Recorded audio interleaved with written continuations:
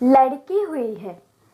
2 दिन तो हुए थे माँ को घर आए हुए, और सुबह सुबह ही माँ अपना सामान पैक करके वापस जाने की तैयारी कर रही थी।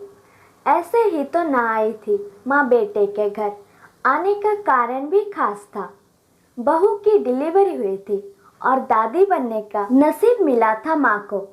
माँ दौड़ी दौड़ी खुशी खुशी अपने कॉलेज से छुट्टियां लेकर आई थी अपने पोते का मुंह देखने के लिए। एक बड़े कॉलेज में लेक्चरर होने के बावजूद माँ की सोच अभी भी ऑर्थोडॉक्स टाइप की थी, जो पहले से यह सोच कर बैठी थी कि पोता होगा तो अच्छा होगा। माँ के अरमानों पर तब पानी फिर गया जब बहू ने बेटे को नहीं बेटी को जन्म दिया। हालांकि माँ यह सब अपने चेहरे पर दिखाना नहीं चाहती थी, लेकिन उनका बर्ताव सारी बातें बयां कर रहा था।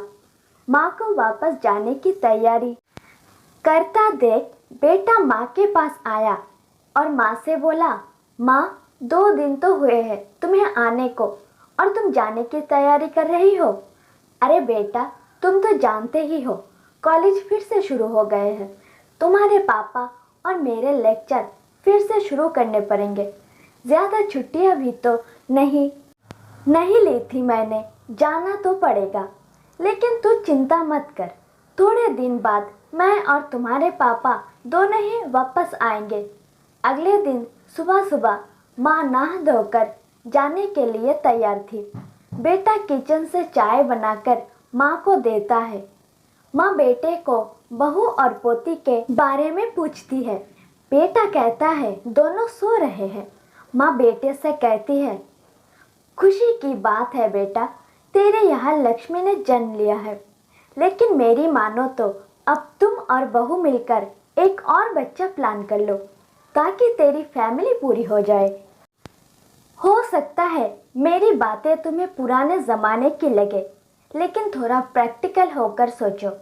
बेटा अच्छे से जानता था कि माँ जो कह रही थी और जो कहना चाहती थी वो बातें दोनों ही बहुत अलग थी। बेटे ने अपने जेब से अपना मोबाइल फ़ोन निकाला और बोला, देखो माँ, तुम्हारी बात तुमसे पहले ये दर्जनों लोग मुझे मैसेज में कह चुके हैं। हर कोई डायरेक्टली या इनडायरेक्टली मुझे यही कहने की कोशिश कर रहा है कि बेटा होता तो अच्छा होता, या फिर आगे बेटे के लिए ट्राई करो। माँ तुम चाहे मुझे जो भी समझाने की कोशिश करो, लेकिन मैं यही कहूँगा कि तुम और पापा दोनों ही अभी भी पुराने सोच को पकड़े हुए हो। और ऐसा मुझे इसलिए कहना पड़ रहा है क्योंकि अगर मेरा बेटा हुआ होता तो आप इतनी जल्दी जाने की तैयारी ना कर रही होती और उसे अपने हाथों में लेकर यहाँ से वहाँ खिला रही होती, और पापा भी यहाँ पर होते। 21वीं सदी में जी रहे हैं हम, फिर भी ऐसी मान्यताएं। और आप दोनों से मुझे ये उम्मीद ना थी। आप हजारों बच्चों को लेक्चर देते हो और खुद इस तरह के विचार रखते हो। अगर आप ऐसा मानते हो कि बेटा और बेटी दोनों होंगे तभी फैमिली कंप्लीट होगी, तो मेरे एक सवाल का जवाब दीजिए कि मैं अकेला क्यों हूँ, मुझे कोई बहन क्यों नहीं है। माँ के पास बेटे के सवालों का कोई जवाब ना था। वो अपनी नज़रें झुकाए वहाँ से चली गई। बेटा अपनी माँ से बहुत प्यार करता था। वो बिल्कुल उनका अपमान करना नहीं चाहता था, लेकिन गलत विचारों का समर्थन करना भी उसे ठीक नहीं लगा। यही सारी बातें बहू ने भी सुन ली थी। बेटे ने उसके पास जाकर उसका उतरा हुआ चेहरा देखकर उसे समझाते हुए कहा, देखो चारू, तुम्हें माँ की बातों से या किसी और की बातों से परेशान होने की ज़रूरत बिल्कुल नहीं है। मुझे कोई फ़र्क नहीं पड़ता कि मुझे बेटा हुआ है या बेटी। मेरे लिए यही बड़ी बात है कि मेरी बेटी स्वस्थ है और खुश। चारू बोली, मैं माँ की बातों से या किसी और की बातों से बिल्कुल परेशान नहीं हूँ, लेकिन हाँ, मैं परेशान ज़रूर हूँ। मैं एक समाज सेविका हूँ और मैं हर दिन कई लड़कियों से मिलती हूँ। अचरज की बात है कि मुझे आज तक एक भी लड़की ऐसी नहीं मिली जो कहती हो कि लड़की होने की वजह से उसे अलग तरीके से ट्रीट ना किया गया हो या कुछ सहना ना पड़ा हो। मैं खुद एक औरत हूँ और इस बात का अनुभव मैंने भी किया है।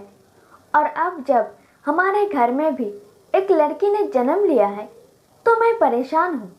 पति अपनी पत्नी को समझाते हुए कहता है, कल्पना चावला, रानी लक्ष्मीबाई, पीवी संधू, मदर टेरेसा, क्या इन सब ने ये सब फेस नहीं किया होगा? ज़रूर किया होगा, लेकिन उन्होंने दुनिया को जो साबित करके दिखाया है और जिस मुकाम पर वह पहुंची है वही हर लड़की को हौसला देने के लिए काफ़ी है। और इन सब में जो सबसे पहला नाम आएगा जो हमारी बेटी को हौसला देगा वो होगा चारू शर्मा का, यानी कि तुम्हारा। हमारी बेटी की हिम्मत और ताकत बनोगे तुम। दोस्तों, सिर्फ महिला दिवस मनाने से या देवियों की पूजा करने से लड़का लड़कियों में समानता नहीं आएगी।